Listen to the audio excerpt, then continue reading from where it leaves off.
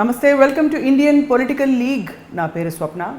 IPL series మళ్ళీ ప్రారంభిస్తున్నాము. తెలంగాణ రాష్ట్ర రాజకీయాలు ఒక్కసారిగా వేడెక్కుతున్నాయి. ఎన్నికలు దగ్గరికి వచ్చేసాయి. కొండా సురేఖ, కొండా మురళి దంపతులు ఎప్పుడూ కూడా పార్టీలకు అతీతంగా తెలంగాణ రాజకీయాల్లో కీలక పాత్ర పోషిస్తూ వచ్చారు. ఏ సందర్భం వచ్చినా కూడా మనసు విప్పి గుండె విప్పి మాట్లాడడం కొండా దంపతులకి మనం ఆనవాయితీగా కూడా చూస్తూ వచ్చాము. అండ్ విశేషం ఏంటంటే ప్రతి సందర్భంలో ఏదో ఒక సంచలన నాటకీయ పరిణామం చోటు చేసుకోవడం. ఈసారి తెలంగాణలో ఆశించినట్టుగా, ఎక్స్పెక్ట్ చేసినట్టుగా టికెట్ రాకపోవడంతో భంగపడ్డ కొండా సురేఖ మళ్ళీ గుండె విప్పి మాట్లాడారు. ఏం జరుగుతోంది తెలంగాణ రాష్ట్ర సమితిలో, తెలంగాణ రాజకీయాల్లో ఏం జరుగుతోంది, ముందు కొండా సురేఖ గారి వ్యూహం ఎలా ఉండబోతోంది మాట్లాడదాం ఐపీఎల్లో. సురేఖ గారు నమస్కారం. కొంచెం తేరుకున్నారా, కోలుకున్నారా, ఎలా ఉన్నారు? ఇంకా కొంచెం షాక్లోనే ఉన్నాము అసలు. ఎందుకంటే అన్ఎక్స్పెక్టెడ్, ఎవరు ఊహించండి. అది మేమే కదా, రాష్ట్ర ప్రజలు కూడా ఎవరు ఊహించండి. ఇంకా టైం పడుతుంది కొంచెం. అంటే ఇది అన్ఎక్స్పెక్టెడ్ అంటే పూర్తిగా మీరు ఎక్కడ ఇట్లా ఇండికేషన్ కూడా రాలేదు మీకు? ఎక్స్పెక్ట్ చేయలేదు అసలు మాకు ఇండికేషన్. అంటే కాకపోతే ఏమంటే కొంచెం ఈ మధ్యలో అంటే మేము టైం అడుగుతా ఉన్నాం, అసలు ఇవ్వకపోవడము అట్లా కొంచెము అన్నది. కానీ మామూలుగా ఏదో వాళ్ళకి బిజీలో ఉండొచ్చులే అట్లా అని అనుకున్నాము. పర్టికులర్గా మనల్ని టార్గెట్ చేస్తున్నారు అనే అనుమానం మాత్రం ఎక్కడా కూడా మాకు రాలేదు. అందుకని మేము బాగా నమ్మాము అసలు చెప్పాలంటే. అంటే టార్గెట్ చేస్తున్నారు అని ఎట్లా కన్క్లూడ్ చేసుకున్నారు? అంటే ఇది కేవలం మీ పేరు అనౌన్స్ చేయలేదు, జరిగిన పరిణామం అది. అంటే మొత్తము మాకు ఫోన్ చేయడము, టికెట్ గురించి అడగడము. కేటీఆర్ గారు 2 అడిగారు కదా, మరి 2 వీలు పడదని చెప్పమన్నారు సారు. ఒక భూపాలపల్లి మాత్రం కుదరదు, ఈస్ట్లో పెట్టుకోమన్నారు. మళ్ళీ మీరు ఎట్లా మీ పాపని ఎంటర్ చేయాలనుకుంటున్నారు కాబట్టి ఒకవేళ అవసరమైతే నేను డ్రాప్ అయినా చేస్తాను అనేటువంటి మాట కూడా మీరు అన్నారు కదా, మరి అది కూడా ఆలోచించుకోమన్నారు. ఇవన్నీ అడిగారు. అంటే 1 డే ఆలోచించుకొని మా ఫ్యామిలీతో కూర్చొని ఆలోచించుకొని చెప్తాను అన్నాను. మర్నాడు అంటే 45 మినిట్స్ తర్వాత మళ్ళీ ఫోన్ చేశాడు చెప్పమని. అంటే ఇంకా ఈయన లేరు, మా హస్బెండ్ లేరు, వరంగల్ నుంచి వస్తున్నారు, వచ్చాక మాట్లాడుకుంటామన్నారు. సరే రేపు చెప్పండి అక్క అని పెట్టేశాడు. తెల్లారి మాకు ఫోన్ చేయడానికి కుదరలేదు. మర్నాడు ఎట్లాగో వీళ్ళు క్యాబినెట్ సమావేశం ఉంది, నేను సీఎం గారు అట్లాగో కొన్ని పనులు పెండింగ్ ఉన్నాయి, వెళ్దాం వీలుంటే చేయించుకుందామని అక్కడికి వెళ్ళాను. వెళ్ళి ఆయన ఉన్నాడేమో అని చూస్తే లేడన్నట్టు. ఇంకెట్లాగో లేడు, మళ్ళీ ఇన్ఫర్మేషన్ ఇవ్వకపోతే బాగోదని ఫోన్ చేసి మాట్లాడాను తనతోటి. సరే అమ్మ వరంగల్ ఈస్ట్ ఫైనల్ కదా అన్నట్టు. ఫైనల్ అని అన్నాను. మీరా మీ పాప అని అడిగాను. ఇదంతా ఎప్పుడు ఆ రోజే అదే మన అనౌన్స్ చేసే రోజే. మళ్ళీ మనకు ఇది గవర్నమెంట్ కూడా వీళ్ళు విత్డ్రా చేసుకున్నారు కదా, అది ఆ రోజే క్యాబినెట్ అయిపోయింది. క్యాబినెట్కి కాకముందే ఇంకా ఆయన వస్తాడు అనే వెళ్ళాను నేను. ఇంకా అప్పటికి ఆయన రాలే, మిగతా వాళ్ళందరూ వచ్చారు. నేను ఫోన్ చేస్తే ఫోన్ ఎత్తాడు. అయితే పాప మీరా కన్ఫర్మ్ అంటే నేనే అన్నా కన్ఫర్మ్ చేసేయమని చెప్పండి. సరే అక్క చెప్తానన్నారు. ఇంకా అది మనం చెప్పేసినట్టే కదా, ఇప్పుడు మన సైడ్ నుంచి ఏం ఆబ్జెక్షన్ లేదు. మళ్ళీ ఇంత లోపల ఆయన లోపలికి కూడా వచ్చాడు. లోపలికి వచ్చినప్పుడు కూడా మళ్ళీ ఇట్లా కలిసాడు కానీ నమస్తే పెట్టాను. ఇక ఆయన బిజీగా పైకి వెళ్ళిపోయినాడు. తర్వాత వాళ్ళది క్యాబినెట్ మీటింగ్ అయిపోయింది. సీఎం గారు గవర్నర్ దగ్గరికి వచ్చి మళ్ళీ ఇంటికి వెళ్ళిపోయాడు డైరెక్ట్ సీఎం గారు. వెళ్ళిన తర్వాత ఒక 3-4 కడియం శ్రీహరి, పల్లారాజ్ రెడ్డి వాళ్ళు ఎవరెవరినో పిలుచుకున్నారు ఈ టికెట్ల డిస్కషన్ కోసము. పిలుచుకున్న తర్వాత ఒక 10-15 నిమిషాలకి కేటీఆర్ గారు వెళ్ళారు. వెళ్తున్నప్పుడు నేను లేచి మాట్లాడబోతే మళ్ళీ వస్తా అనుకుంటే వెళ్ళిపోయినారు. అంటే దాటేసినట్టు అనిపించిందా? అట్లని కాదు, మామూలుగా అందరినీ కూడా అట్లాగే అనేసి వెళ్ళిపోయినారు. అంటే ఆయన పిలిచారు కాబట్టి త్వరగా వెళ్ళిపోతున్నారు. ఇక సరే అని కూర్చున్నాక మళ్ళీ మా హస్బెండ్ కూడా ఫోన్ చేసి ఒక మాట చెప్పినామా అని అడిగారు ఇక్కడ నుంచి. అంటే చెప్పాను అని చెప్పాను. మళ్ళీ ఎందుకైనా మంచిది మళ్ళీ ఒకసారి చెప్పు అని అన్నారు అన్నట్టు. సరే అని చెప్పేసి సీఎం గారి దగ్గర ఉన్నారు కదా అని ఈయనకు ఫోన్ చేస్తే ఈయన ఫోన్ ఆఫ్ ఉంది. వాళ్ళ పిఏను అడిగాను. ఆయన ఏమన్నాడు, లోపల ఉన్నారక్క మరి మాట్లాడించమంటారంటే పర్లేదు సంతోష్ లోపల ఉన్నాడా అని అడిగాను. అంటే సంతోష్ లోపలే ఉన్నాడక్క అంటే నేను సంతోష్కి కాల్ చేస్తాలే అని చెప్పాను. సంతోష్కి కాల్ చేశాను. ఆయన కట్ చేస్తూ ఉంటే నాకు పక్కనే ఉన్నాడని డౌట్ వచ్చేసి నేను మెసేజ్ పెట్టాను. సంతోష్ ఇట్లా కేటీఆర్ అన్న ఫోన్ బంద్ ఉన్నది, ఒక మాట ఇన్ఫర్మేషన్ ఇచ్చేసాయి, వరంగల్లో ఈస్ట్ నా పేపర్ ఫైనల్ చేయమని చెప్పేసేయమని డిక్లేర్ చేయమని చెప్పు అని చెప్పి ఓకే అక్క అని ఆయన రిప్లై ఇచ్చాడు. ఇక అసలు నాకు ఎక్కడ డౌట్ ఎట్లా వస్తుంది, మనకు ఫోన్ చేయకపోతేనో లేకపోతే మనకు టికెట్ గురించి అడగకపోతేనో అట్లా డౌట్ వస్తుంది. అన్ని విధాలుగా మాట్లాడినాక ఇంకా డౌట్ ఎక్కడి నుంచి వస్తుంది? మరి ఒకటేదో one of the two right అయి ఉండాలి. ఒకటి వాళ్ళకి ముందే ఇవ్వకూడదని తెలుసు అయితే మళ్ళీ మరి ఎందుకు ఈ మధ్యలో ఈ మంతనాలు అందుకే కదా నమ్మించినట్టే అనిపించింది నాకు. మనకి ఎటువంటి డౌట్ రాకుండా నమ్మించినట్టే అయితే అక్కడ ఏమన్నాడంటే సంతోష్కి ఫోన్ చేసినప్పుడు అక్క నిన్న మీ టికెట్ గురించి అడిగితే మళ్ళీ ఫోన్ చేస్తా అని చేయలేదట మీరు అని ఒక మాట అన్నాడు. అంటే నేను ఎట్లాగే ఇక్కడికి వస్తున్నా కదా ఇక్కడ చెప్పేద్దామని నేను ఫోన్ చేయలేదు అని అన్నాడు. అంటే అప్పుడు బహుశా టికెట్స్ డిస్కషన్ వచ్చి ఉంటుంది, అప్పుడు కానీ అడిగి ఉంటారు మరి చేసిండ్రా ఫోను అంటే అప్పుడు ఏమని చెప్పాడు మరి చేయలేదు రిప్లై లేదు వాళ్ళ దగ్గర. రిప్లై ఉన్నా లేకున్నా మళ్ళీ అట్లీస్ట్ ఒక మాట కన్ఫర్మ్ చేసుకోవాలి కదా, ఏమన్నా మళ్ళీ మీరు రిప్లై చేయలేదు మళ్ళీ మేము ఇట్లా ఫైనల్ చేస్తున్నాం టికెట్స్ మరి మీరు డిసైడ్ చేసుకున్నారా అని కాల్ చేయాలి కదా. మళ్ళీ వాళ్ళ దగ్గర నుంచి కాల్ రాలేదు. కానీ నేను డైరెక్ట్గానైతే డిక్లేర్ చేసే రోజు చెప్పినప్పుడు అప్పటికైనా కూడా అవకాశం అయితే ఉంది కదా, అప్పటికి ఇంకా అనౌన్స్ కూడా చేయలే టికెట్. అదొకటి. ఇప్పుడు నిజంగా మీకు టికెట్ ఇవ్వాలనే ఆలోచన ఉంటే ఒకటి అంటే మీరు ఒక్క ఫోన్ చేయలేదని చెప్పి ఊరికే అసలు వాళ్ళు కూడా ఫోన్ చెయ్యరు కదా నాకు ఇచ్చే అవకాశం లేనప్పుడు. ఇవన్నీ ఎంక్వైరీలు చేయడము, ఇవన్నీ అడగడము, ఎక్స్ప్లెనేషన్స్ అడగడము, ఇవన్నీ కూడా చేయాల్సిన అవసరం లేదు కదా వాళ్ళకంటే. నన్ను ఇస్తున్నాము అనేటువంటి ఒక మభ్యపెట్టేటువంటి కార్యక్రమమే జరిగింది. మభ్యపెడతారు నేరుగా చెప్పొచ్చు కదా మీరు. అంటే చెప్పలేదు కదా ఇప్పటి వరకు కూడా చెప్పలేదు కదా. నేరుగా చెప్పే వాళ్ళు అయితే ఇప్పటి వరకు ఇప్పుడు నేను మొన్న ప్రెస్ మీట్ పెట్టాను మీరు కారణం ఏంటి చెప్పండి అన్నారు. ఈరోజు ఎవరు కారణం చెప్పలేదు కదా అసలు. అని వాళ్ళు కారణం చెప్పడానికి ఏముంది లేదు ఎక్కడ కూడా. మీరు తొందరపడి ప్రెస్ మీట్ పెట్టారని నొచ్చుకున్నట్టు ఏమన్నా వార్తలు వచ్చాయి? అసలు ప్రతి ఒక్కరు కూడా అప్రిషియేట్ చేశారు. అసలు కేవలం మన తెలంగాణ సైడ్ నుంచే కాదు ఆంధ్ర సైడ్ నుంచి కానీ నా నియోజకవర్గం కాదు అన్ని ఈవెన్ గజ్వేల్ నుంచి కూడా, గజ్వేల్ నుంచి నిజామాబాద్ నుంచి ఇప్పుడు ఎవరైతే సిరిసిల్ల నుంచి వాళ్ళు ప్రాతినిధ్యం వహిస్తున్నటువంటి సిద్దిపేట నుంచి అన్ని జిల్లాల నుంచి కూడా నాకు ఫోన్స్ వచ్చాయి. మీరు నిర్ణయం మంచిదక్క, మంచి పని చేశారు, మీ పొలిటికల్ లైఫ్ను మీరైతే ఆగం చేసుకోలేరు కదా, కంపల్సరీ మీరు తీసుకున్న నిర్ణయం మంచిది. అందులో ఉండి డిక్లేర్ చేయకపోయి ఉంటే ఇప్పుడు మాది ఎట్లుంటుంది? మన మొత్తానికి మనం వాల్యూ పొడగొట్టుకున్న వాళ్ళం అయితే మన వాల్యూ పోకముందే కాపాడుకోవడానికని బయటికి రావాలి మనం. ఎందుకంటే ఇప్పుడు ఒక రీజన్ తోటి వచ్చాం, మన రీజన్ లేకుండా ఆయన టికెట్ అనౌన్స్ చేసినాక మనం వచ్చి ఉంటే అది మన తల పొగరవుతుంది. కానీ ఈరోజు వాళ్ళు అనౌన్స్ చేయలేదు కాబట్టి ఈరోజు మనలాంటి వ్యక్తిని వాళ్ళు కావాలని అవాయిడ్ చేయడము అనేది స్పష్టంగా ప్రజలకు అర్థమైపోయింది. అందుకని ఈరోజు ప్రతి ఒక్కరు కూడా అప్రిషియేట్ చేశారు. మీరు ఒక మాట అన్నారు మొన్న పొమ్మన లేక పొగబెట్టారు అంతే కదా. పొమ్మన లేక అంటే నన్ను నెక్స్ట్ క్యాబినెట్ వస్తుంది, క్యాబినెట్లో కంపల్సరీగా కేటీఆర్ గారిని అంటే ఎంపీ ఎలక్షన్ల వరకు అయితే కేసీఆర్ గారు ఉంటారు ముఖ్యమంత్రి, ఆ తర్వాత ఎంపీ ఎలక్షన్స్ కేసీఆర్ గారు వెళ్తారు, కేటీఆర్ గారిని ముఖ్యమంత్రిని చేస్తారు. అంటే కేటీఆర్ గారికి ఏంటంటే ప్రశ్నించే తత్వం తన వెనకాల చుట్టుపక్కల ఉండకూడదు అనేది ఉందేమో అని అంటే నాకు అనిపిస్తుంది. ఎందుకంటే ఆయన కొంచెం హెడ్ వెయిట్ మనిషి, ఆయన చెప్పింది ఆయన విన్నదే చెప్పింది అని నడవాలనేటువంటి ఒకలాంటి ఆలోచన ఉన్నటువంటి. అట్లా నేను ఒకవేళ గెలుస్తాను అనుకోండి మళ్ళీ ఇక ఈసారి ఇవ్వకపోతే ప్రజలు ఎవరు కూడా ఊరుకోరు. 5వసారి గెలిచినాక కూడా మంత్రి పదవి అది ఇచ్చినప్పుడు తన క్యాబినెట్లో ఉండాల్సి వస్తుంది. అటువంటి ఫీలింగ్ అంటే ఈ మధ్యలో కూడా మాకు కాన్స్టిట్యున్సీ వైజ్గా కూడా ఆయన మున్సిపల్ కార్పొరేషన్ మినిస్టర్ కాబట్టి కొన్ని చోట్ల మాకు క్లాషెస్ వచ్చాయి. ఎందుకంటే ఒక్క కుండా సురేఖ గారి మీద వచ్చాయి కాబట్టి నా మెంటాలిటీ ఆయనకి ఎక్స్పోజ్ అయింది. లేకపోతే నాకు అసలు నాకు ఏ మధ్యలో ఎక్కడ కూడా మాటలు లేవు.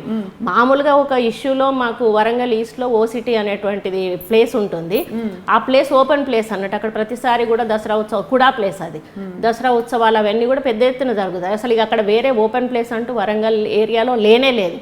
దాన్ని వీళ్ళు ఏం చేశారంటే కూడా చైర్మన్ గారు మేము ఆక్షన్ పెడతాము అని చెప్పి పెట్టారు. మా హస్బెండ్ ఉండి అది ఆక్షన్ పెడితే ఎట్లా అసలు ప్లేసే లేకుండా అయిపోతుంది అని చెప్పి అంటే ఆయన ఏం చెప్పాడు, ఇక్కడికి వచ్చేసి ఈయనకి మమ్మల్ని బెదిరిస్తున్నారు మురళి గారు, అమ్మకుండా మళ్ళీ వాళ్ళ మధ్యలో ఒక ప్రైవేట్ ల్యాండ్ ఉంది, ఆ ల్యాండ్తో పాటు ఈ ల్యాండ్ అంతా ఆక్రమించుకోవడానికి వాళ్ళు అది కుట్ర చేస్తూ ఉన్నారు అని చెప్పి అట్లా ఈయనని ఫీడ్ చేశాడు అన్నట్టు. ఫీడ్ చేసినాక నేను మామూలుగా ఫోన్లు ఎత్తారు, వీళ్ళు ఫోన్లలో మాట్లాడారు ఇట్లాంటి ఇష్యూస్. అయితే ఒకసారి అసెంబ్లీలోనే కలిసినప్పుడు నేను పక్కన పోయి కూర్చున్నా, నేనే వెళ్ళి కూర్చున్నా, చెప్పండి అక్క అని అన్నాడు. అంటే ఏం లేదు అని అంటే ఆ ల్యాండ్ ఇష్యూనేనా అని అన్నాడు. అంటే అవును అని అన్నా. లేదు అదే మాకు కలెక్టర్ గారికి చెప్పేసి ఓపెన్ యాక్షన్ పెట్టేయమని స్ట్రిక్ట్గా ఇన్స్ట్రక్షన్స్ ఇచ్చేశాడు. ఇస్తే నేను కలెక్టర్ గారికి ఎన్నిసార్లు ఫోన్ చేసినా కూడా లేదమ్మా మినిస్టర్ గారు పర్ఫెక్ట్ అంటే దాని మీద చాలా ఇంట్రెస్టెడ్గా ఉన్నారు, కంపల్సరీ చేయాల్సిందే అంటే నేను మాట్లాడతానులేండి అని ఇక్కడ ఇట్లా అసెంబ్లీ నడుస్తుంది. పక్కన కూర్చోగానే ఏమన్నారంటే అసలు ఎందుకు ఆపాలి, దేనికోసం ఆపాలి, ఆపాల్సిన అవసరం ఏమున్నది, ఆపడానికి అంత మీకేం ఇంట్రెస్టు అని అట్లా అసలు మామూలుగా ఒక ఎమ్మెల్యేతో మాట్లాడే పద్ధతిగా మాట్లాడలేదు ఆయన. మాట్లాడేసి అసలు నా కనీసం నా నుంచి మళ్ళీ ఏం రిప్లై వస్తుంది అది కూడా వినకుండా టక్కుమని లేచి వెళ్ళిపోయి తన ప్లేస్లో కూర్చున్నాడు. అసలు నేను చాలా హర్ట్ అయ్యా ఆ రోజు. హర్ట్ అయినాక తర్వాత మళ్ళీ మర్నాడు ఏం చేశానంటే అసలు నేను కావాలని వెళ్ళి పక్కన కూర్చున్నాను.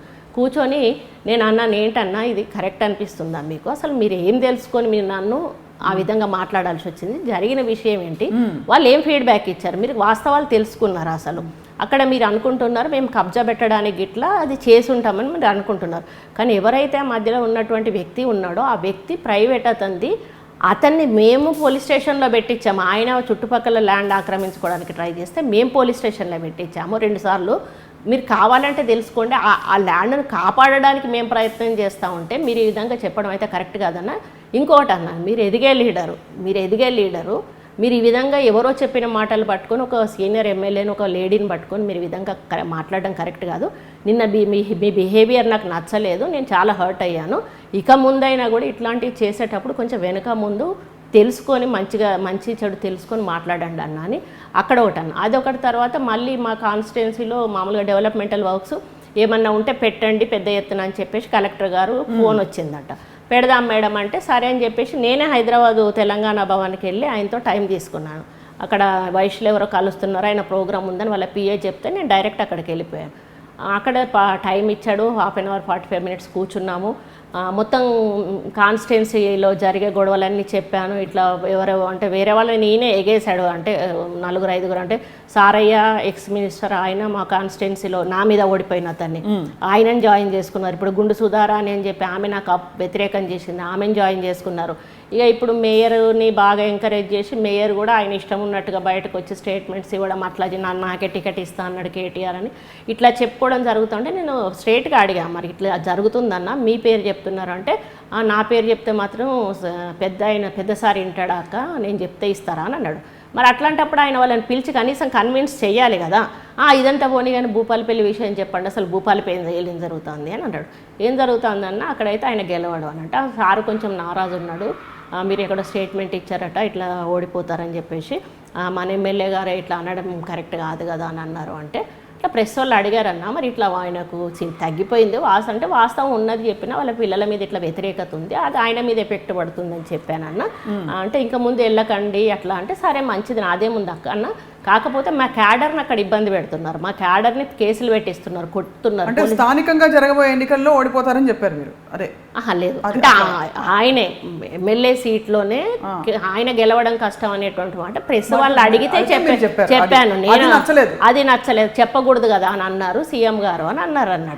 అన్నాక నేనన్నా ఇట్లా జరిగిందన్న, ఆయనను గెలిపించింది మురళి గారు ప్రచారం చేసి, మన వాళ్ళను ఎవరైతే ఆయన వెనక తిరిగి గెలిపించారో వాళ్ళందరినీ మురళి మనుషులని ముద్ర వేయడము, కొట్టడము, పోలీస్ స్టేషన్లలో పెట్టడము, కేసులు పెట్టడము ఇట్లాంటివి చేస్తున్నప్పుడు వాళ్ళు బాధపడుతుంటే మేము ఎట్లా చూస్తూ ఊరుకుంటామన్నా, మా క్యాడర్ని మేము కాపాడుకోవాలి, అందుకని మేము ఉన్నామనేటువంటి ధైర్యాన్ని ఇవ్వడానికి మేము వెళ్తున్నాము అని అంటే ఇవన్నీ ఇట్లా జరుగుతున్నాయో ఇవన్నీ సార్కి తెలియదు కావచ్చు అని అన్నాడు. అంటే ఇప్పుడు మీకు చెప్తున్నాను కదన్నా, ఇవన్నీ సార్ దృష్టికి తీసుకెళ్ళండి, మాకేం ఇంట్రెస్ట్ లేదు, కానీ వాళ్ళందరినీ ఆయన అట్లా ఇబ్బంది పెట్టడం అయితే కరెక్ట్ కాదు కదా అన్న. అదొకటి. మళ్ళీ మొన్న ఒకటి ధర్నా చౌక్ మనకి ఇక్కడ ముస్లిమ్స్ ఒకటి ఇక్బాల్ మినార్ గురించి ఒకటి గొడవ అయింది వరంగల్లో. ఇదంతా ఇప్పుడు అనిపిస్తుందండి ఇవన్నీ రిమైండ్ చేసుకుంటాను,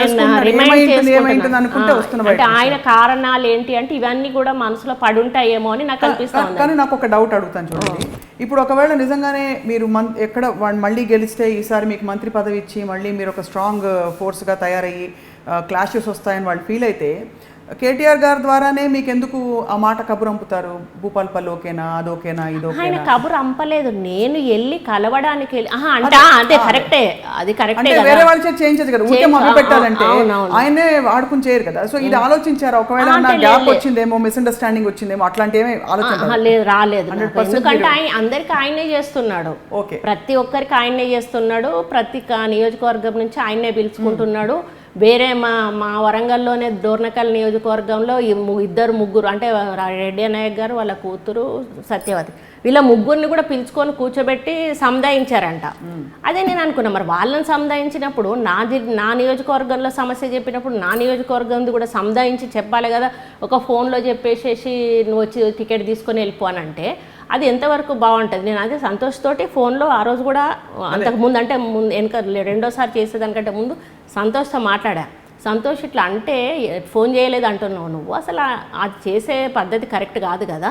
నేను ఒక సీనియర్ ఎమ్మెల్యేను, నా దగ్గర ఈ ప్రాబ్లం ఉంది ఇట్లా జరుగుతుంది అని పదే పదే చెప్పినప్పుడు అందరినీ కూర్చోబెట్టి ఒక మాట చెప్పకుండా నలుగురిని 4 దిక్కులా ఎగేసి నన్ను నించోబెట్టి ఓడించి నా పరువు తీయడానికి అని చేస్తున్నారు. ఎందుకు చేస్తున్నారు నాకు అర్థం కావట్లేదు అని చెప్పి కొంచెం నేను డిస్కస్ చేశాను. అది కూడా చెప్పుంటాడు ఈయన సంతోష్ చెప్పుంటాడు. ఇంకా ఇవన్నీ వాళ్ళు అదొకటి వాళ్ళకి మనసులో అంటే ఏంటంటే ఇక వాళ్ళకి ఎత్తేయాలనిపించింది. ఎత్తేసే టైంకి ఇవన్నీ కారణాలు మంచి పలుకుబడి ఉన్న దంపతులు ఇద్దరు ఆ ఏరియాలో. మాకు గెలిచే వాళ్ళు కావాలని ప్రతి పార్టీ అనుకోవడం సహజం, కానీ మీరు గెలిచే వాళ్ళని ఎందుకు వదులుకుంటారు 4 సార్లు? ఒకటి ఏంటంటే లాస్ట్ టైము గెలుపు కోసమని నన్ను మమ్మల్ని బ్రతిమలాడి ఇప్పుడు బయట స్టేట్మెంట్ వాళ్ళతో ఏమి ఇస్తున్నారంటే మేము వాళ్ళని బ్రతిమలాడామని.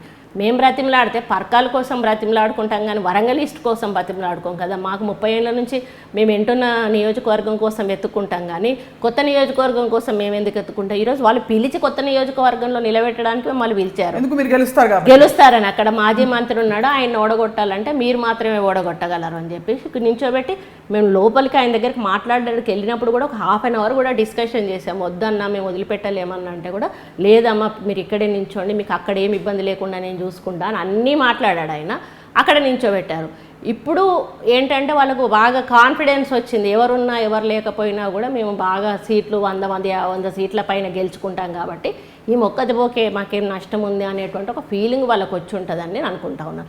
అందుకే మమ్మల్ని దూరం చేసుకోవడానికి సిద్ధపడ్డారు కాబట్టి ప్రకటించలేదు. అంతే అంతే అంతే. కానీ ఇంతవరకు ఏమి వాళ్ళ వైపు నుంచి ఎందుకమ్మా ఇట్లా చేశారు? రేపు ప్రెస్ మీట్ అని స్క్రోలింగ్ వస్తున్నప్పుడు వెయిట్ చేశాను, పొద్దున్న ఫోన్ వస్తుందని వెయిట్ చేశాను.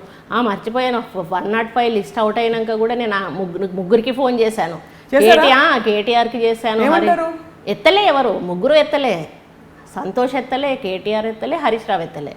ముగ్గురు కూడా ఫోన్ కూడా ఎత్తలేదు అని ఇంకా మనం ఏమనుకుంటాము. అంటే ఎత్తకపోయినా రివర్స్ అన్న పోనీ ఏదైనా బిజీలో ఉండి ఎత్తకపోయినా మళ్ళీ తర్వాత చేస్తారు కదా, చేయాలి కదా. ముగ్గురు ఒక్కరన్నా చేయాలి కదా, ఎవరన్నా ఒక్కరన్నా చేయలే. సో చాలా మొత్తం మీద చాలా భంగపడ్డారు మీరు. అంటే అంతే కదా. మీరు ఎప్పుడు అంటే మీరు పదవి కోసం తాపత్రయపడుతున్నారని అడగను, ఎందుకంటే మీరు గతంలో పదవులు వదులుకున్న సందర్భాలు ఉన్నాయి. అది కాదు ఈసారి కూడా 5 ఏళ్ళు మంత్రి పదవి అయిపోయిన ఒక దగ్గర ఎక్కడన్నా మాట్లాడానా నేను? ఈసారి అది కూడా రాబోతున్నాను. కానీ అంతకంటే ముందు మీ తదుపరి కార్యాచరణ సిద్ధం చేసుకుని మీరు బయటకు వచ్చారా? బయటకు వచ్చాక సిద్ధం చేసుకుంటున్నారా?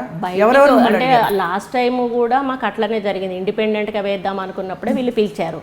ఈసారి ఈ పార్టీలోంచే వేద్దాం అనుకున్న టికెట్ ఇచ్చిండుంటే నోకొస్తాను అసలు మీరు ఇప్పుడు ఇది డిస్కషన్ అంతా ఇదంతా ఉండేది కాదు.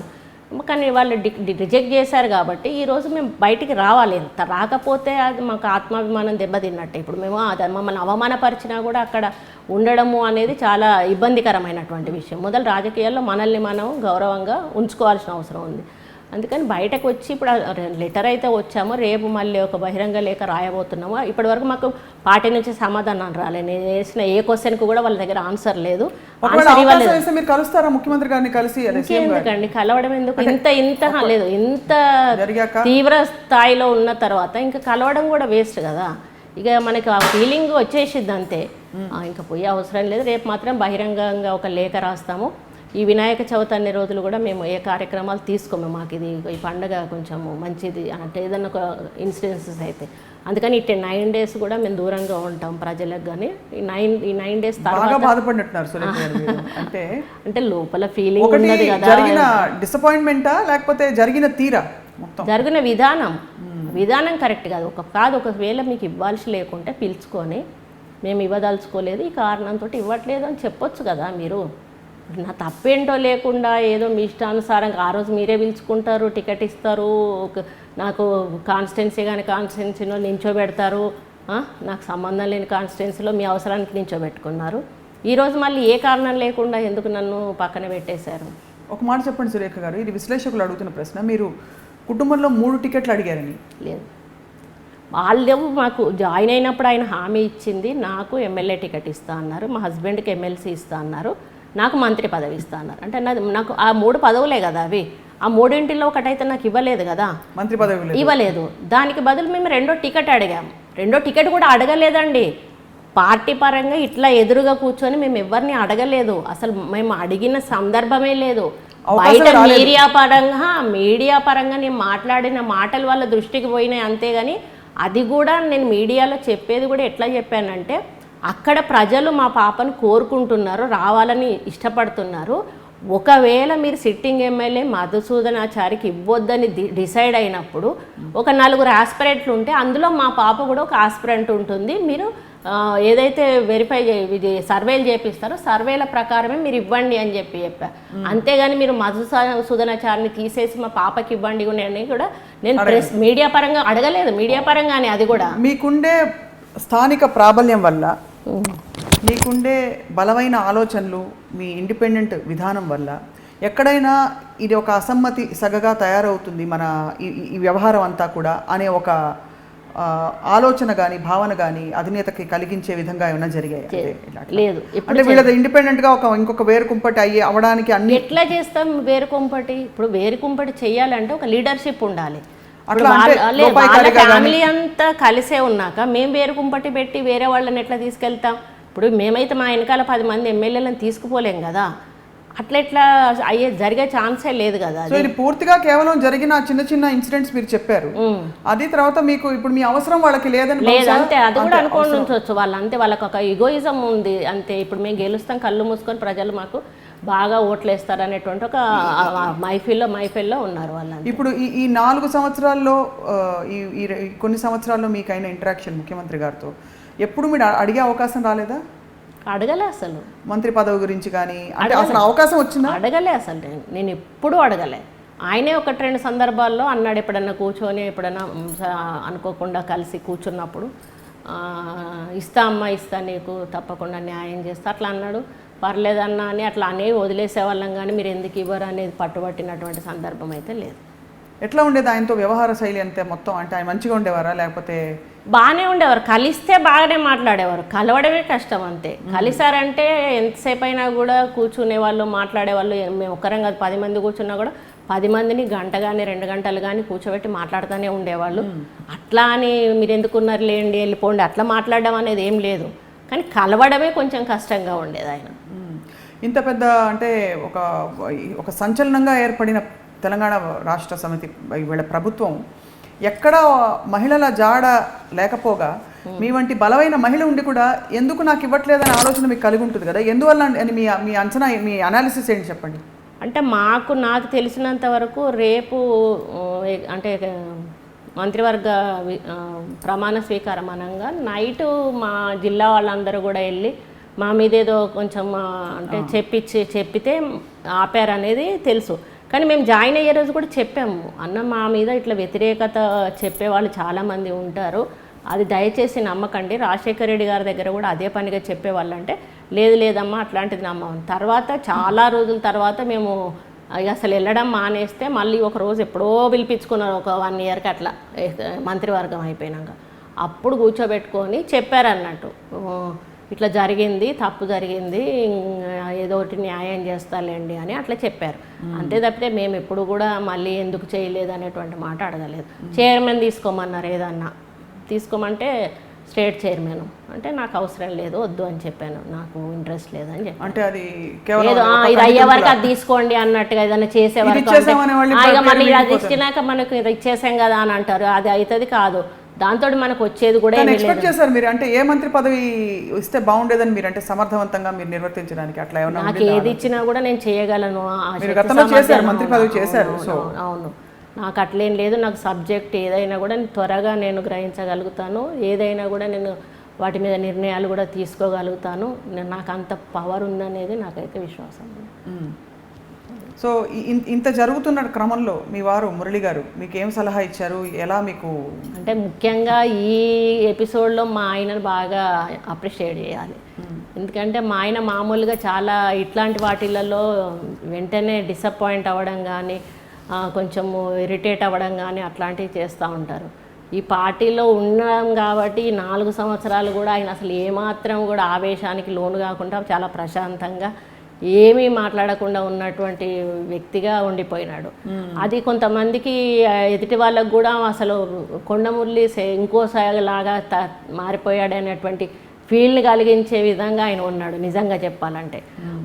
అది కూడా కొంత మాకు మైనస్ అయింది. ఎందుకంటే ఆయన హార్ష్గా ఉండడం అట్లా ఉన్నప్పుడే ఆయనకు ఒకలాంటి పేరు అట్లా ఉండేది. కానీ వరంగల్కి వచ్చిన తర్వాత ఇప్పుడు అంటే ఇట్లాంటి వాళ్ళు ఎదురుగా మాట్లాడడానికి కూడా అమ్మో ఈయన గురించి మాట్లాడాలా అని అటువంటి కొంచెం ఆలోచించేవాళ్ళు.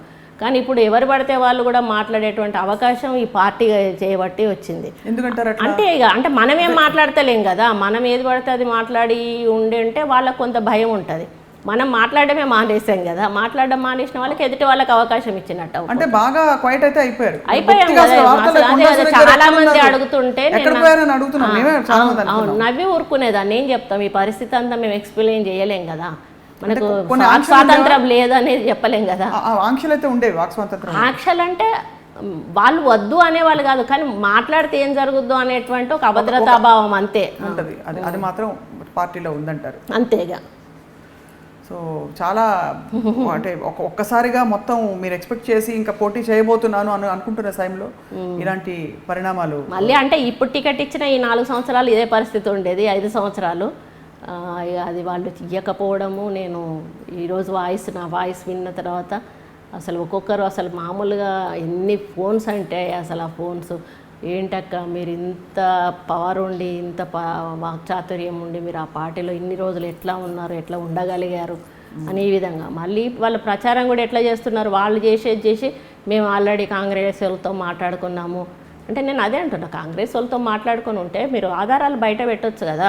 ఇప్పుడు కాంగ్రెస్ వాళ్ళతో మాట్లాడుకొని పోవాలని చెప్పేసి ఇవన్నీ మా మీద పుట్టిస్తున్నారంటే మీరు టికెట్ ఇస్తే నేను పోయి ఉంటే మీరు అనాలి. మీరు టికెట్ ఇవ్వరు, కారణమేమో నా మీద నెట్టేస్తారు, మీరే మాట్లాడుకొని బయటికి పోతున్నారని చెప్పేసి. ఇదేమన్నా అసలు ఒకదానికొకటి అతికే విధంగా ఉండాలి కదా ఒక మాట చెప్తే. అంటే న్యాయంగా మీరు అనేది ముందు వాళ్ళు చెప్పాలి అసలు టికెట్ ఇవ్వలేదు. ఇప్పుడు ఆమె ఆల్రెడీ కాంగ్రెస్ వాళ్ళతో టచ్లో ఉంది, అటు పోయేదానికి ప్రయత్నాలు చేస్తూ ఉంది కాబట్టి మేము టికెట్ ఆపామని చెప్పాలి. ఇప్పటికైనా కూడా మరి ఆ పార్టీ నుంచి చెప్పాలి కదా. కానీ ఇంకా అసలు అర్థం కాని విషయం ఏంటంటే ఒకవేళ ఇవ్వద్దు అని అనుకుని ఉంటే సైలెంట్ గా ఉండొచ్చు. ఫోన్లు చేయాల్సిన అవసరం రెండు కష్టము ఒకటి ఇస్తామని ఆశ కల్పించి మనం ఆలోచింపజేసి ఏం ఆలోచించి అలా చేస్తుంటారా అని ఒక కలుగుతుంది. అంటే వాళ్ళ మైండ్ లో ఏం నడుస్తుంది, నిజంగా ఇద్దాం అనుకుని ఆ టైంలో ఉండి తర్వాత ఏమన్నా వచ్చిందా ఇబ్బంది లేదు, ఆ టైం నుంచే వాళ్ళు వద్దనుకున్నారు కానీ ఇప్పుడు గోలగోల అయిపోతుంది. అదంతా అసలు నాకు ఆలోచనకు వస్తలేదు నిజంగా చెప్పాలంటే. మామూలుగా అసలు మనం కొంచెమన్నా ఏదన్నా విషయం జరిగితే దాని గురించి కొంచెం అనలైజ్ చేసుకోగలుగుతాం, కానీ ఈ విషయంలో మాత్రం ఏ రకమైన అనలైజ్ చేసుకోలేకపోతున్నాను నేను. అన్నిటికంటే మించి అఫ్ కోర్స్ ఇంత ప్రెస్ మీట్ జరిగింది అదే కదా అవుతుంది. కనీసం అంటే మధ్యవర్తులు ఎవరో ఉంటారు కదా రాజకీయాల్లో. అదే నేను అంటున్నా, మరి మీకు బాధ అనిపించినా మీ కొడుకు ఇబ్బంది అనిపించినా ఎవరో ఒక పద్మాదేవేందర్ రెడ్డితోటో ఇంకెవరో మహిళలతో అన్నప్పుడు కనీసం ఫోన్ చేపించి ఏమక్క కొంచెం ఉండండి ఏదన్నా ఉంటే మాట్లాడుకుందాం, ఆ ప్రెస్ మీట్ దాకా పోవడం ఎందుకని కనీసం ఒక మాట చెప్పించవచ్చు కదా. అంటే వాళ్ళకి ఆ ఉద్దేశం లేనట్టే కదా, కన్విన్స్ చేసే ఉద్దేశం లేనట్టే కదా, వాళ్ళకి అర్థమైపోతుంది కదా. సో అయితే మీరు ఎక్కడ ఇప్పుడు మాట్లాడుకోలేదు అయితే కాంగ్రెస్లో కానీ ఎవరు మిమ్మల్ని పిల్లలు? అంటే వాళ్ళు ప్రయత్నాలు చేస్తారు కానీ ఇప్పటివరకు అయితే మేమైతే ఎవరితో మాట్లాడలేదు. ఎవరెవరు చేశారు ప్రయత్నాలు? అంటే మా హస్బెండ్కు అన్ని పార్టీల నుంచి వస్తున్నాయి, ఎక్కడెక్కడో అంటే చిన్న పార్టీలు ఉంటాయి కదా, వీళ్ళు వాళ్ళు అనకుండా ఏదో అన్ని ఇది అది అనకుండా అందరూ చేస్తూనే ఉన్నారు. అందరికీ మాకు పర్లేదు, ఇప్పుడు ఏం మాట్లాడాం మేము. వినాయక చవితి అయిపోయే వరకు మేము ఎవరిని కలవం మాట్లాడమని అదే మాట చెప్తా ఉన్నాం, కలవం కూడా. ఇప్పుడు మీ వారి ఎమ్మెల్సీ ఇదేమిటి పరిస్థితి ఏమిటండి? అంటే ఇప్పుడు తనైతే యునానిమస్గా గెలిచారు, ఓట్ల ద్వారా గుర్తు ద్వారా ఓట్లు వేయించుకొని గెలిచింది కాదు. బీఫామ్ అయితే సబ్మిట్ చేశారు. అది ఎట్లా ఉంటుంది అనేది మనం లీగల్గా ఒపీనియన్ తీసుకోవాలి. నేను అడిగేది ఏంటంటే వాళ్ళు ఎమ్మెల్యేలను జాయిన్ చేసుకున్నప్పుడు అయితే వాళ్ళు రాజీనామాలు చేయించలేదు, వాళ్ళకైతే ఆ నైతిక హక్కు లేదు. ఒకవేళ మోరల్ వాల్యూస్ పాటించాలి అని మేము అనుకున్నప్పుడు మేమేం చేయాలా అని మేము ఆలోచించుకోవాలి. వాళ్ళు డిమాండ్ చేస్తే మేము చేసేది కాదు, అది అనకూడదు అనే నైతిక హక్కు లేదు వాళ్ళకి. అది మేము లీగల్గా చూసుకుంటాం, అది ఇంకా నాకు ఐడియా లేదు. అది కానీ కొంతకాలం అలా కొనసాగచ్చు మీ వారు ఎమ్మెల్సీగా. కొనసాగొచ్చు. వాళ్ళైతే డిస్క్వాలిఫై చేసే అధికారం ఉంటే మాత్రం ఇక వాళ్ళు నవలపాలు అవ్వడం. ఎందుకు అని అంటే వాళ్ళని డిస్క్వాలిఫై చేయాల్సిందే కదా. ఆ ఎమ్మెల్యేలు ఎవరైతే వేరే గుర్తు మీద గెలిచి వచ్చి మీ పార్టీలో ఉన్నారో వాళ్ళను డిస్క్వాలిఫై చేయమని డిమాండ్స్ వచ్చినా కూడా మీరు చేయలేదు కదా. అట్లా చేస్తే వాళ్ళే తప్పులో పడతారు. కాకపోతే ఇప్పుడు ఇక పాపన మా హస్బెండ్ అనేది కూడా ఇంకా డిసైడ్ కాలేదు. ఒకవేళ తను భూపాలపల్లి నుంచి ఉంటే మీకెందుకు అంటే ఇంకా పాప వెంటనే రాజకీయాల్లోకి రావాలనే ఉత్సుకత ఎందుకు ఉందంటే బికాజ్ అంటే తను ఇంట్రెస్ట్ ఉండేది ఉన్న 30 years ఉన్నాయి. కానీ ఈ మధ్యలో జరుగుతున్న రాజకీయాలు చూసినాక అది కూడా కొంచెం ఒక అడుగు వెనక్కి వేసింది. అమ్మో ఇటువంటి రాజకీయాలు వచ్చాయి అంటే ఎవరెవరిని ఏం మాట్లాడుతున్నారు అసలు మంచి మర్యాద అసలు ఏమన్నా ఉన్నాయా అనేది అది కొంచెం వెనకడిగేసింది. దానికి మొన్నటి వరకు బాగా ఉండే చూస్తున్నాం. ఇంకా తన మా హస్బెండ్ అనేది నేనైతే ఇక ఈస్ట్లో కన్ఫర్మ్గా. సో మీరిద్దరూ మీరు మీ పాప కానీ మీరు మీ వారు కానీ డిసైడ్ చేసుకుంటారు ఎవరన్నా ఒకరు, నేను మాత్రం కంపల్సరీ. మీరు మాత్రం కంపల్సరీ ఇండిపెండెంటా లేకపోతే ఎనీ అదర్ పార్టీ ఎవరు ఎందులోకి పోతామా అనేది ఇంకా మాక్సిమం అయితే ఇప్పటివరకు ఇండిపెండెంట్ థాట్లోనే ఉన్నాము. తర్వాత మనకు ప్రజల అభిప్రాయాల మేరకు మెజారిటీ ప్రజలు ఏది కోరుకుంటే దాన్ని ఆమోదిస్తారు. మీ నియోజకవర్గంలో మీరు ఈ ఒత్తిళ్ల మధ్య గత కొన్ని సంవత్సరాల్లో మీరు అభివృద్ధి పనులు చేయగలిగారా? వాస్తవంగా దాంట్లో నేను ఎక్కడ కూడా తప్పు పట్టాను. ఎందుకు అనంటే మాకు అదృష్టం ఏంటంటే ఉప ఎన్నికలు కడియం శ్రీహరి గారు రాజీనామా చేసి ఎంపీ ఉప ఎన్నికలు వచ్చాయి. అప్పుడు తప్పనిసరి పరిస్థితుల్లో గవర్నమెంట్ ఏది అడిగితే అది శాంక్షన్ చేసేసింది. అప్పుడు నేను మ్యాక్సిమం వర్క్స్ చేసుకున్నాను. మళ్ళీ ఆటోమేటిక్గా ఇది వచ్చేసింది. ఇది ఇక్కడ కార్పొరేషన్ ఎలక్షన్స్ అయినప్పుడు మావి కూడా అయినాయి కదా, వరంగల్ కార్పొరేషను. అప్పుడు కార్పొరేటర్ల కోసం అని చెప్పి అప్పుడు కొంత ఫండ్ సీఎం గారి దగ్గర నుంచి డైరెక్ట్ తీసుకున్నాము. మళ్ళీ 300 crores ఎవ్రీ ఇయర్ బడ్జెట్లో పెడతామన్నారు కదా, అది కూడా పెడుతున్నారు. ఇప్పుడు 3 నెలల నుంచి 900 కోట్లు. అందులో కూడా నా పార్ట్ ఏదైతే ఉందో నేను తీసుకొని నేనైతే మ్యాక్సిమం 90% వరకు కూడా అభివృద్ధి చేశాను. అక్కడ అందులో ఎక్కడ కూడా లోపం లేదు. మీరు ప్రజలు కాన్ఫిడెంట్గా మీరు ఎక్కడున్నా ఇండివిజువల్గా ప్రజల్లో మాత్రం ఒకవేళ నాయకులలో పార్టీకే కట్టుబడి ఉంటాం, పార్టీ ఆలోచనలకే కట్టుబడి ఉంటామని నాయకులు వెనక తగ్గినా కూడా ప్రజలు మాత్రం 100% నాకు సపోర్ట్ చేస్తారనే విశ్వాసం నాకున్నది. 1-2 ప్రశ్నలు సురేఖ గారు. మీరు బాగా ఆత్మపరిశీలన చేసుకోవడం మీకు అలవాటు ప్రతి సందర్భంలో. లాస్ట్ టైం కూడా మీరు మంత్రి పదవికి రాజీనామా చేసినప్పుడు నేనేమన్నా తప్పు చేశానా అని ఆలోచిస్తారు. కాబట్టి ఇదొక ఈ పార్టీ వ్యవహార శైలి మీకు ముందే కొంచెం అవగాహన ఉంటుంది. కేసీఆర్ గారు కొంత ఆయన చెప్పినట్టు నడుచుకోవాలని చెప్పి ఎక్కడైనా నేను అడ్జస్ట్ అయి ఉంటే బాగుండు అనే ఆలోచన వచ్చింది? అస్సలు లేదు ఎక్కడా కూడా. అంటే లేదు నేను తొందరపడ్డానని, లేకపోతే కాస్త ఆగితే బహుశా చెప్పేవారేమో మరుసటి రోజు. మీకు క్లియర్ అయిపోయింది పిక్చర్ అయితే? ఎక్కడ మనసు ఇది లేదు. మీరు మురళి గారు కొంత రెబెల్ స్టార్స్ ఇద్దరు కొంచెం మీ ఆత్మాభిమానం కొద్దిగా భంగం కలిగి చేసినా కూడా అడ్జస్ట్ అవ్వరు. జాయిన్ అయ్యే రోజు చెప్పింది కూడా అదే కదా. జాయిన్ అయ్యే రోజు కేటీఆర్ గారికి ఒకటే మాట చెప్పాము. కేటీఆర్ గారు అన్నారు, నాన్నగారు అందుబాటులో ఉన్నా లేకపోయినా నన్ను కలవండి, నాకు ఫోన్లు చేయండి, ఏదున్నా నేను చూసుకుంటాను అన్నారు. కానీ ఆ రోజు నుంచి ఆయన ఎప్పుడూ మాకు అందుబాటులో లేడు, మాకు కలవలేదు. కానీ ఆ రోజు మేము ఒకటే మాట చెప్పామన్నా, మాకు ఏదున్నా లేకున్నా కూడా ఆత్మగౌరవం ముఖ్యం, ఆత్మాభిమానం ముఖ్యం.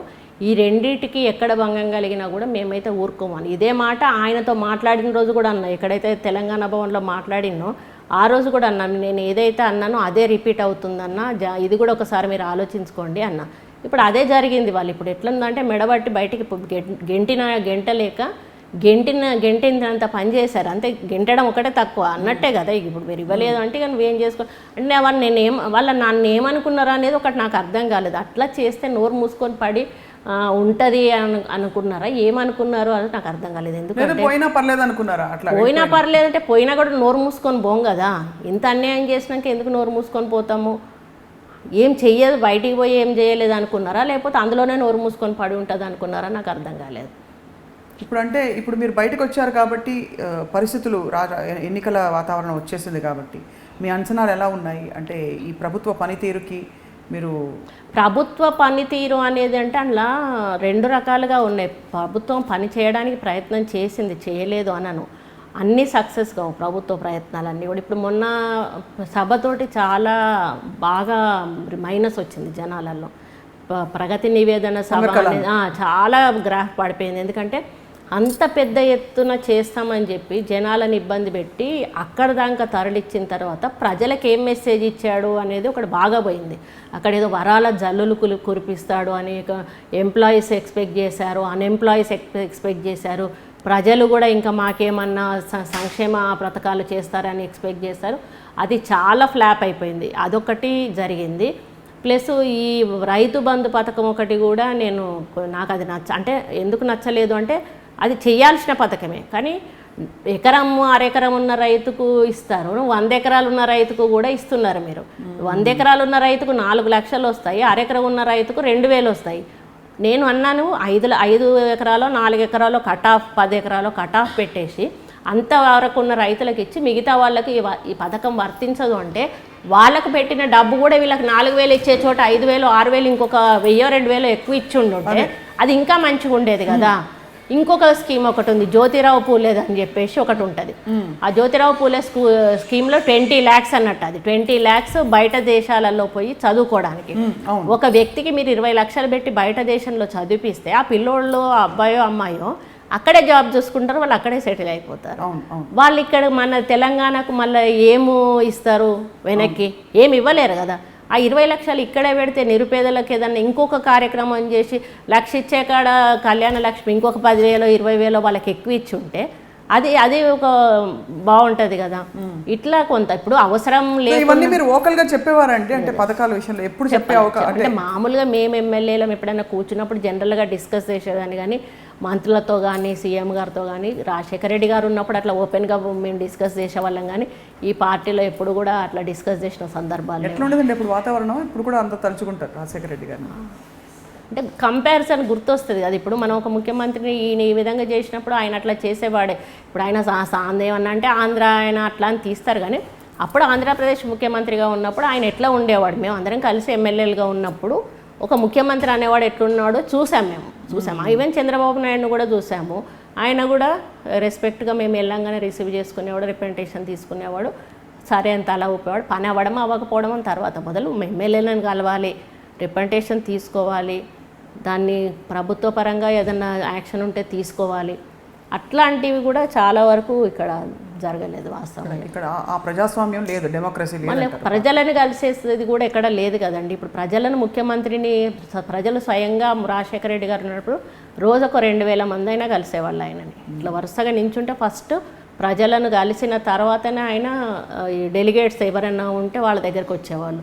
అది అయిపోయినాక లోపల హాల్లో చాలామంది అంటే 1, 2, 3, 4 అట్లా రూమ్స్ ఉండేటివి, విఐపీస్ అట్లా వాళ్ళందరినీ కలుసుకున్న తర్వాత అట్లీస్ట్ 2.5 hours ఆ క్యాంపులోనే గడిపిన తర్వాత ఆయన సెక్రటేరియట్కి వచ్చేవాడు. సెక్రటేరియట్ కూడా ఆఫీసే ఆయనకి మామూలుగా 10 to 5 కంపల్సరీ 10 to 5 ముఖ్యమంత్రి గారు కంపల్సరీ ఉండేవాళ్ళు. లంచ్ టైంలో ఒక 10 నిమిషాలు అట్లా పడుకునేటోడు. లంచ్ అయిపోయినాక కరెక్ట్గా 3 to 4 ఎమ్మెల్యేలకు టైం పెట్టేవాడు. ఆ 3 to 4 ఎమ్మెల్యేలు ఎంతమంది వస్తే అంతమందిని కూడా మొత్తం వాళ్ళ పిటిషన్స్ తీసుకునేవాడు, ఎండార్స్ ఇచ్చేవాడు, పిఏలకు ఇచ్చేవాడు. అయ్యేదైతే వెంటనే వాళ్ళని జీవోలు ఇష్యూ చేయమనేవాడు, లేదా సర్క్యులేషన్ అంటే సర్క్యులేషన్ పెట్టేవాడు. అన్నీ కూడా ప్రతి పిటిషన్ కూడా చూసేవాడు ఆయన మేము ఇచ్చినాం అట్లా. అది అంటే అది ఒక సంతృప్తి ఉంటుంది. ఇప్పుడు మేమైనా మా కార్యకర్తలు వచ్చినప్పుడు వాళ్ళని కలవం పో అంటే వేరేలాగా ఉంటుంది. కలిసి సరేలే నాన్న చూద్దాము అని అంటే వాడికి సంతృప్తి, అయ్యో మా ఎమ్మెల్యే గారు మాట్లాడారు పోగానే కలిశారు అని చెప్పి. ఇక్కడ కలిసే వాతావరణం కానీ ఆనవాయితీ కానీ లేదు, ఆయనకు లేదు, ఆయన కొడుకుకి లేదు. కొడుకు చుట్టూ తన అనుకునే ఒక 10 మంది ఉంటారు, ఆ 10 మంది ఎప్పుడు ఉంటారు, ఆ 10 మందికే అవైలబుల్ ఉంటాడు ఆయన. ఈవెన్ ఐఏఎస్ ఆఫీసర్స్ కూడా మేము ఫోన్ చేస్తే చాలామంది లిఫ్ట్ చేయని వాళ్ళు ఉన్నారు.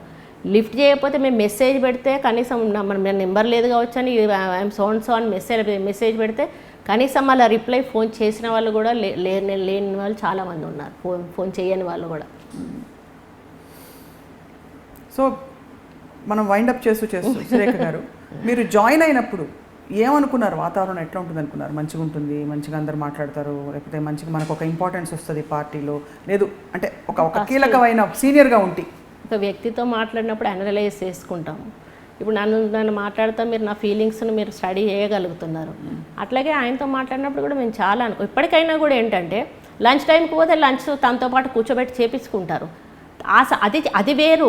అది దానికంటే ముఖ్యము మాకు కావాల్సింది ఏంటి అంటే మేము టైప్ తీసి అడిగినప్పుడు ఇవ్వడము, మేము ఏదైనా సమస్య మీకు చెప్పాలనుకున్నప్పుడు వినడము, ఏదైనా రిప్రజెంటేషన్ ఇచ్చినప్పుడు దానికి మీరు స్పందించడము, అవి ముఖ్యం. కానీ మీతో కూర్చొని భోజనం చేస్తే మాకేమొస్తుంది, ప్రజలకేమొస్తుంది? కానీ ఎంతమంది వస్తే అంతమందికి మధ్యాహ్నం భోజనం పెట్టిచ్చేస్తారు, అలవాటు ఉంది. కానీ అది మానుకొని ఇట్లాంటివి చేసుకుంటే బాగుండేది, ఇంకా కొంచెం దగ్గర అయ్యేవాళ్ళు ఎమ్మెల్యేలు.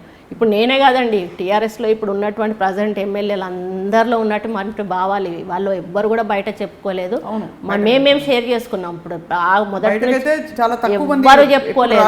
అంటే 2001 నుంచి కూడా ఉన్నటువంటి వాళ్ళు కూడా ఉన్నారు ఇప్పుడు ఎమ్మెల్యేలుగా, వాళ్ళది కూడా ఇదే సేమ్ ఫీలింగ్. అసంతృప్తి ఉందంటారు. అసంతృప్తి లేదు, కలవరు, కలిస్తే బాగుండు, అట్లీస్ట్ ఒక గంట అన్న ఎమ్మెల్యేలకు టైం పెడితే బాగుండు, లేకపోతే వారానికి ఒకసారి అన్న పెడితే బాగుండు. అంటే ఏమో మరి అంటే జిల్లాకు ఒక వారం, నెలకు ఒకసారి ఒక జిల్లాకు వాళ్ళకు పెడితే బాగుండు. ఇట్లా రకరకాలుగా వాళ్ళ అభిప్రాయాలు. సో మొత్తం మీద మీరు ఎప్పుడు వార్తల్లోకి లాస్ట్ టైం మీరు ఎలాగే కొంచెం అంటే కాంట్రవర్షియల్గా వార్తల్లోకి రావడమే నాకు చాలా బాధాకరం ఉంది. మేము ఈ చేయని తప్పులకే మేము కాంట్రవర్షియల్ అయిపోతూ ఉన్నాము. అది నా బాధ. అసలు నిజంగా మేము తప్పు చేసి బయటకు వచ్చి మాట్లాడితే అది పర్లేదు, కానీ ఎవరో చేసిన నిర్ణయాలకు ఎవరో తీసుకున్న దానికి ఈరోజు మేము ఈ విధంగా మాట్లాడి రావడం బాధగా. మీకు మురళి గారికి ఉండే ఇండివిజువల్ నేచర్ ఏదైతే ఉందో, అంటే ఆత్మాభిమానం, ఆత్మగౌరవం అని కొంచెం అంటే మీరు డెఫినెట్గా మీ సీనియారిటీకి కావాల్సిన గౌరవాన్ని, ఆ ఇంపార్టెన్స్ని కోరుకుంటారు. కాబట్టి మీకు యాక్చువల్లీ ఏ పార్టీలో అయినా సుదీర్ఘకాలం మనుగడ సాగించే ఆప్షన్ బెటర్ అంటారా? మీరు ఇండిపెండెంట్గా ఉండడం బెటర్ ఎప్పుడైనా ఫీల్ అవుతారా? అంటే ఇండిపెండెంట్గా అంటే ఒకటి ఏంటంటే ప్రజలు అంత ఈజీగా మనల్ని అబ్జర్వ్ చేసుకోలేరు. వాళ్ళల్లో ఒక మెంటాలిటీ ఉంటుంది అన్నట్టు, అంతే. ఈ పార్టీ అనేటువంటి మెంటాలిటీ ఉంటుంది. ఈ పార్టీ మీద కోపం వస్తే ఆ పార్టీకి వేస్తారు, ఆ పార్టీ మీద కోపం వస్తే. కానీ ఇండివిజువల్గా అనేది కంటిన్యూస్గా మనం ఇవ్వరం కూడా మన పొలిటికల్ లైఫ్ని అయితే మనం డీల్ చేయడం చాలా కష్టం. అది అందుకే ఏదో ఒక నిర్ణయం తీసుకోవాల్సి వస్తూ ఉంది. చూడాలి ఎలా ఏ పార్టీలో మీకు హారతి పళ్ళం పెట్టి పిలుస్తారు. సో ఇప్పుడు ఎవరైనా ఎదురుపడితే టీఆర్ఎస్ సభ్యులు మీ తోటి, నాకు అట్లేం లేదండి, నేను అందరినీ కలిపిపోతాను. కనిపించిన పలకరించి అడుగుతారా? ఓపెన్ గా అడిగేస్తాను. ఎందుకు తప్పేముంది? అడగడంలో తప్పే ఉంది.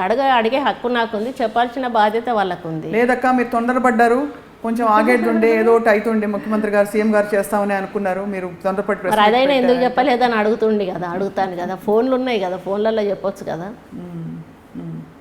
మొత్తం మీద మీరు భంగపడ్డారు. పోరాటం మీ ఏమంటారు మీ జర్నీలో ఉంది కాబట్టి పోరాటాన్ని కొనసాగిస్తూ ఇప్పుడు మరొకసారి ఇంకొక గూటికి చేరబోతున్నారు. ఇంకొక గూటికి అనేది ఇంకా డిక్లేర్ కాలేదు, మళ్ళీ డిక్లేర్ అయినాక మాట్లాడుకుందాము. అప్పటి వరకైతే నేను ఐఎమ్ ఇండిపెండెంట్.